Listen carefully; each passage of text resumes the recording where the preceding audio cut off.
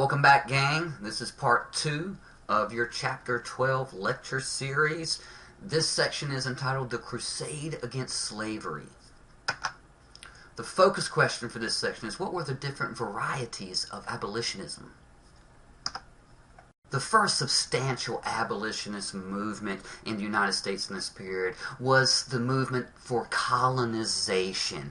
And essentially what colonization was the idea that free slaves should be deported out of the United States to Africa, the Caribbean, or Central America, were just some of the places that were proposed as possible locations for the deportation of freed American slaves. And this idea of colonization was really a reflection of the wider racial attitudes that existed both north and south during this period.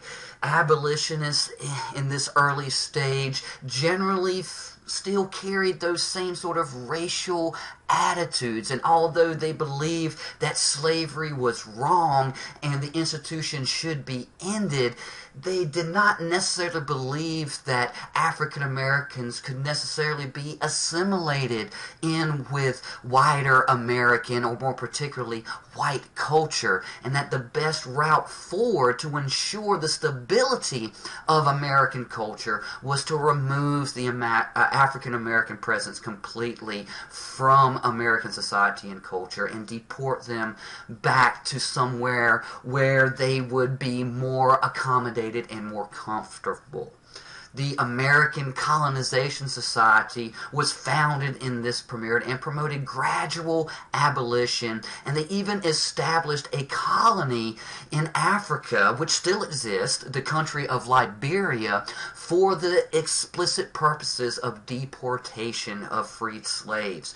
Many prominent political leaders supported colonization. In fact, Abraham Lincoln was a very important and prominent member of the Colonization Society in the 1830s and 40s, and even in the early 1850s. The idea, again, rested on the premise that America was fundamentally a white society. Now, as far as the freed slaves went, several thousand black Americans did immigrate to Liberia, but those numbers were incredibly small. The vast majority of African Americans adamantly opposed colonization. Most of these slaves at this point, and even most of the free African American population, were not from Africa. They were born in the United States and knew nothing of Africa. And they argued for equal rights in the nation of their birth was the best way forward. Although colonization was by far the most popular and widespread abolitionist movement in the first half of the 19th century, beginning really around the early 1830s, there arose a small but very vocal group of abolitionists. These were the militant abolitionists. This was a new generation of reformers that rejected the traditional approach of gradual emancipation. They demanded abolition immediately, and they called for the incorporation of blacks as equal citizens in the American body politic. They believed they could perfect American society by ending slavery and rooting out racism. And again, this group of militant abolitionists was small. Their ideas were not widely accepted, but they were a very vocal minority, and they particularly were adept at using the press to spread their message. And a lot of the militant abolitionist rhetoric, particularly that was so radical to the racial sentiments of the day, increased tensions around the debates over slavery extremely substantially in this period.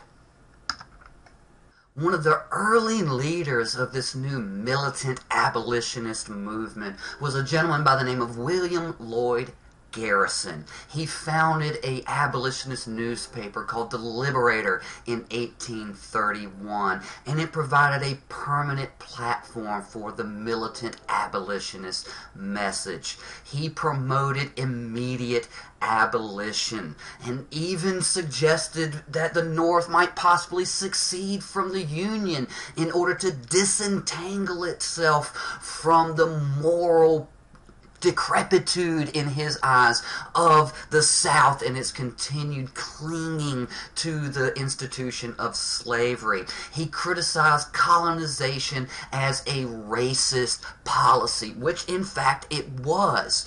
His views and rhetoric outraged Southerners and again substantially increased those tensions between North and South, and also helped to promote and encourage a new pro-slavery argument that arose out of the South. We discussed a little bit of this in the last chapter. That was a direct counter to this new radical militant abolitionist message.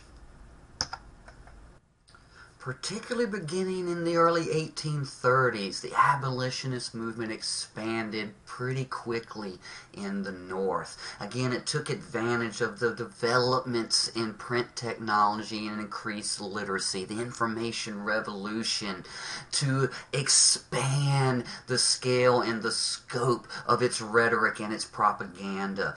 The American Anti-Slavery Society was founded in this period, as well as other local groups which were dedicated to the ideas of abolition. Evangelical ministers from the Second Great Awakening, such as Theodore Weld, identified slavery as a sin which should be eliminated for the moral good of society. An important part of the abolitionist tactics in order to try to change the hearts and minds, if you will, of the American public regarding slavery was this idea known as moral suasion. Nearly all abolitionists rejected violence as a tool in which to change people's ideas or to change public policy.